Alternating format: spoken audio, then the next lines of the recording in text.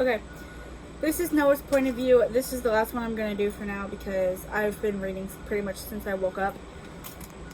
Let's just jump straight into it. We finally reached the school and we tuck our bikes away in the bike walk, locking them up before heading into the school together. Give me a hug. This is my sweet little skinny frog. Yeah. I was in my seat long before the bell rang and I pulled Nicole's chair out when she came in too. Again, she appeared with the other kids. She smiled, sitting down next to me and pulling out her homework. She was flipping through it, probably double-checking to make sure it was completed. Do you want to hang out after school today? I hope she'd be available. Maybe she could get Ellie to babysit her sisters or something. She ignored me and I waved over at her. Hey, that got her attention and silver eyes met mine. I was trying to see if you wanted to hang out after school today. I want to show you something. I think you'll find it interesting. Not exactly what I planned to say, but I wanted to show her our tree house. I hope Brian doesn't go there anymore. Not like he did in the first place. At least I don't think he did. She glanced over at Brian. I think she was looking at him. A part of me was jealous. Did they have a past? Brian had talked very little about his past, and I hadn't paid much attention. I hoped he wouldn't be a problem. I wanted Nicole. I wanted her more than he did if he actually wanted her. She looked back at me with a smile before telling me she would go. What are we going to do? I can't help but smile. I scored a date with Nicole. This would be the perfect opportunity to tell her how I feel. School went back quickly, and I had been counting down the minutes before we were released. Nicole asked if Skyline could take her sisters home. I called Eli over to me. Hey, you and Becky can go along without me. I'm going out with Nicole for a bit. To tell Nanny I'll be home later. I'm going to change 2 to also.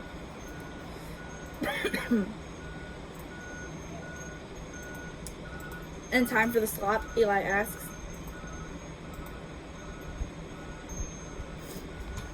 Eli asks, pushing his bike towards me. Becky beside him. Yeah, I smile, and Becky does too. Well, let's go, Eli. Have fun, Noah. Becky climbs on her bike and rides off, and Nicole begins to walk over to me. I turn and start walking, and she catches up quickly. I take her to the treehouse, and she stares at it. Wanna go in? I offer, and she turns to me. A smile was on her face, and she looked back up at it. Is it yours? Yes, silly. Wanna? We went in, and she was looking around in awe. She said it was very spacious, and I couldn't help but feel pride. I smiled. I'm glad you like it. I gave her a quick little tour, showing her the cooler and sharing some stories about this place. Hey, Nicole, I said, taking a deep breath. Can I tell you something? She simply stared at me, and I raised an eyebrow. Nicole, are you even listening? She blinked a few times, blushing. Oh, sorry. I zone out sometimes. I smiled. You're making this harder. I was ready to tell her I liked her, and then she zoned out, so I scared myself back into the unready part. Nicole, I love you. When I first saw you, it was love at first sight.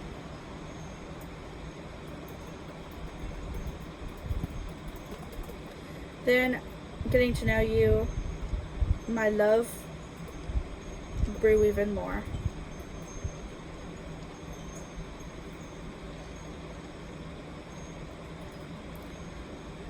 Nicole, I love you, and I was hoping you felt the same. She immediately replied that she loved me too.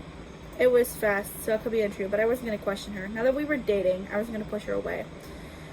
I went to kiss her, but she backed away. I straightened awkwardly, embarrassed. I'm not ready to kiss yet. I don't know you that much. You know me enough to date me, I point out. Let's take things slow. We're just kids. She was holding my hands and I smiled. Fine, I'll wait until you're ready. Thank you. We went home, stopping at the school so I could grab my bike.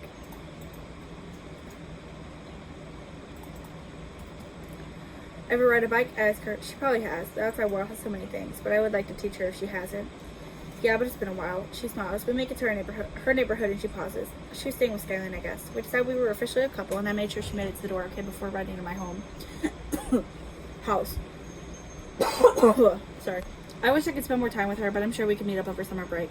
Nanny Annie asked about her days. Eli was picking through his dinner, and Dad wasn't at the table. I told Nanny Annie my day was good, and she let me leave the table early. The next morning, Eli and I stopped by the fresh produce stand, grabbing an apple and eating it on our way to the school. The guy yelled at us. He almost always did, but he never said anything in the afternoon. Either he forgot or he didn't care. I mean, there were apple trees almost everywhere. He can replace them just as fast. I didn't pay much attention to class, even though Nicole was right next to me. I was excited to finally have a girlfriend. I love you, I whispered to her when we were dismissed for lunch. She smiled, gathering her things. I carried them for her to the lunchroom, and we sat together at our table. Skyline smiled. So guys, I'm a bully, as we all know. Let me share a little thing. Brian is a victim of our antics. I know we only have a week left, but I want to let him know we're back in full swing. Becky looked over at Nicole. Neither of them seemed to be the kind of person who bullies people, but that wasn't for me to decide.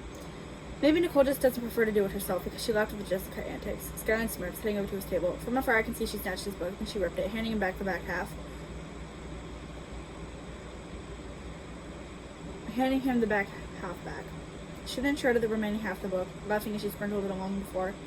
I laughed and Eli did too. Carver was eating, minding his own business. Darren returned, and Nicole was instantly over there apologizing to him. I was getting kind of mad. Why did she keep finding reasons to look at him and talk to him? She flinched, and I wondered what he said to her. She returned to the table looking upset. What did he say to you? I asked. I'm not going to let him scare her like that. Nothing, she mumbles. Don't worry about it. I glared over at Brian, and he was reading what was left of his book. He deserves that. I would enjoy bullying him. He didn't have the right to scare Nicole or treat her the way he just did. Now, Skyline propped her feet on the table, looking around the cafeteria. Is there anyone else here with bullying? Brian can't be the only one. Well, Anna and Michael might be fun. I nod. I think they would be too. Right, Eli? Eli nods. Anna's from old school, remember Skyline? Skyline nods, but she doesn't do anything to them. We'll just give him hell in the hallways and why not? Brian, though. He's a target to bully to the point of moving. Well, what can we try to get him out of here? I asked, and Nicole looked up quickly. I want him gone. Weren't we just friends with him? Becky asks. Those days are over, I answer, and Skyline smiles. That's the attitude I like to hear. She leans forward. We'll get rid of him, don't worry. The school year ends before we know it, and I enjoy shoving Brian in the hallways. He doesn't ever fight back. He simply glares at me and Eli as we walk away laughing. Sometimes he drops things, which makes it funnier since he gets in the way of people trying to get to class. The last day of school, Raquel and Jackie take everyone home. We head over to the treehouse. Becky and Eli were surprised Skyline wanted to use the place as a meeting spot. Sorry. We sat around talking about how we needed something to symbolize our friendship. Cobra said tattoos were cool. We decided on a name for our gang, the Fire Skulls. Cobra had said Skulls Fire, and Skyline slapped him and called him stupid. Eli designed a tattoo for us, and Skyline said she'd get a spot for us to get them tomorrow. Does forum sound good? She asks, counting us. We agreed and separated for the night. Things were moving quickly, and I didn't know if I was ready for an entire tattoo. It seemed a little excessive, but the design was cool, so I'd accept it. In the morning, Eli and I biked over to Becky's farm, helping her with her chores so she could come over with us to Skyline's place. Skyline smiled, waving at us as she and the others come outside. We leave our bikes at her place and walk to the old tattoo parlor. Skyline claims she knows a guy who works here through her dad, if he's still there. When we open the door, she exclaims, James, how do you feel about doing some tattoos for me? James turns and smiles. Got parental consent? Skyline pulls out some papers, and I wondered how she got that from all of our parents. James skims the papers and he nods. Okay, what can I do for y'all? Skyline hands in the design, and nods again. Not bad, who drew this? Eli raises his hand and James smiles. You should consider becoming a tattoo artist. I think it'd suit you well. Eli nods, and we all line up for tattoos. Becky was hesitant, as was Nicole, but soon we had a similar tattoo on our right forearms.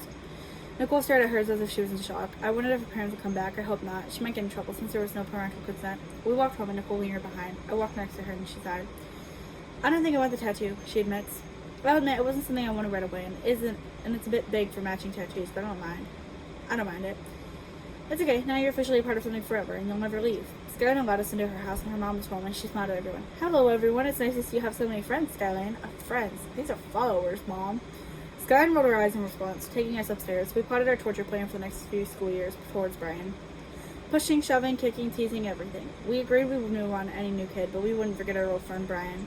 I smiled throughout the entire time we talked, and Nicole kept zoning out. I wondered if she did it on purpose or if she just naturally zoned out. I put a hand on her knee, and we changed the topic when Becky said she could be home in an hour. We ended up playing Monopoly, and eventually Eli and I decided we should head home. We grab our bikes and begin the long ride home. I wonder if we'll be in trouble, Eli says, and I sigh. Hopefully not. We made it home, and Nanny Annie was serving plates. It's about time, she exclaims. I know it's summer and all, but you guys know the rule. Home by dinner. Sorry, Eli says, sitting down. We're not going out again, not anytime soon at least. Yeah, we lost track of time, sorry. I'm sorry. We eat. Dad was at the table picking through his food. He looked sick. Maybe he would die. The Nanny Annie would get to keep me, though, so that'd probably be worse. I wonder where my real mom is and who she is. I wonder why she left me here with this nut job, since I'm clearly perfectly normal. Oh my god, Noah, that's really mean. I kind of wish Eli's parents would come for him so he could get out of this hell. Dad talks about what he did today, which isn't much. After dinner, Eli and I go upstairs to our own rooms, and I sit in silence until I decide to go to bed. I love Nicole. Someday we get married. Oh. Yeah, you don't deserve happiness. That's it for Noah's. I hope to see you guys next time with Nicole's point of view, though. Bye-bye.